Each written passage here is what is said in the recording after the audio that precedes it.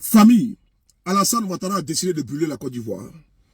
Ces lieutenants que vous connaissez, ces personnes-là, c'est eux qui incitent, qui encouragent Dramane Ouattara, l'autocrate, le liberticide, le dictateur, à rester au pouvoir afin de pouvoir s'enrichir sauvagement sur le dos des Ivoiriens. Il a un lieutenant qu'on appelle Cissé Ibrahim Bakongo qui a fait une sortie. Au cours de cette sortie-là, Bakongo Ibrahim Cissé, on écoute d'abord ce qu'il dit. Et vous allez voir. Mais il faut que le RDS sache une chose. Dans l'opposition, ils ont été tellement violents jusqu'à ils sont arrivés à prendre des armes contre la Côte d'Ivoire. Mais cette fois-ci, personne ne va reculer. Aucune menace ne fera reculer les fils et les filles de ce pays-là. On écoute Bakongo et je vous reviens. Je comprends. Laurent Gbagbo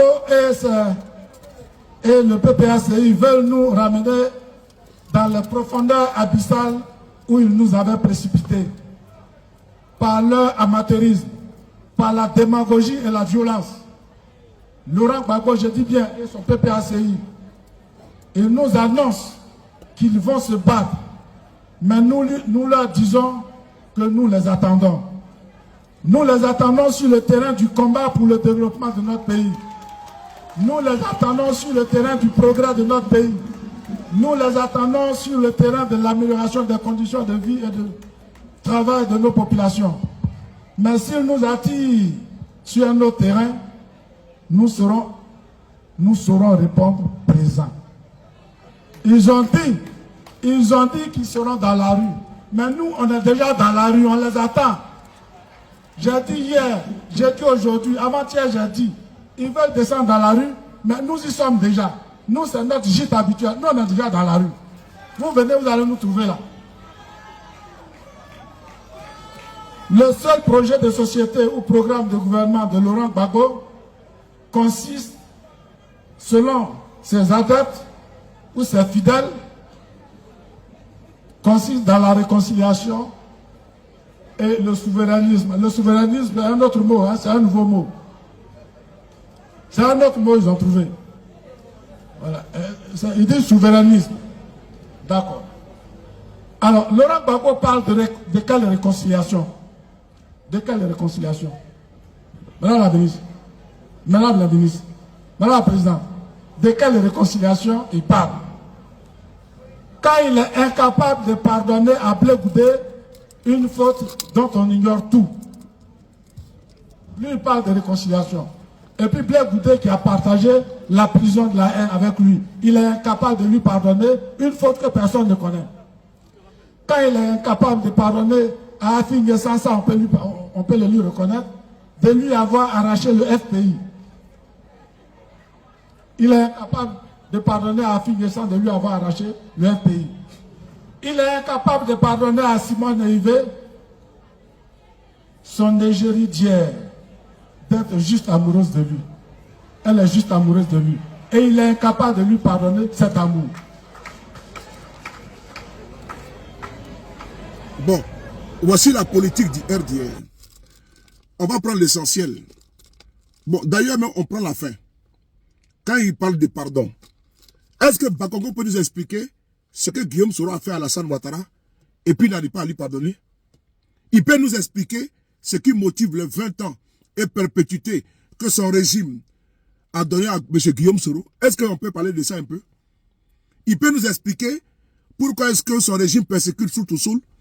Il peut nous expliquer pourquoi Afoussata Maman Lamine aujourd'hui est en exil? Il peut nous expliquer pourquoi Issaka Fofana est en exil? Il peut nous expliquer pourquoi Moussa Touré est en exil? On ferme la parenthèse. C'est du verbiage creux.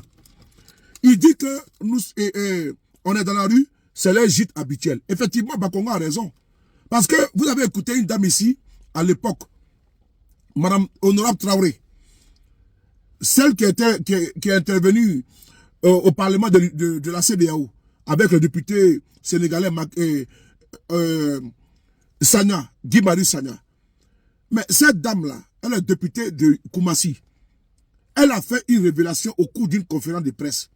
Elle a expliqué que Bakongo, là, c'est le chef des microbes.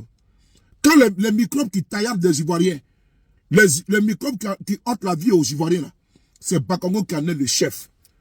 Donc, c'est normal qu'ils reconnaissent, ils revendiquent publiquement qu'ils sont derrière dans la rue.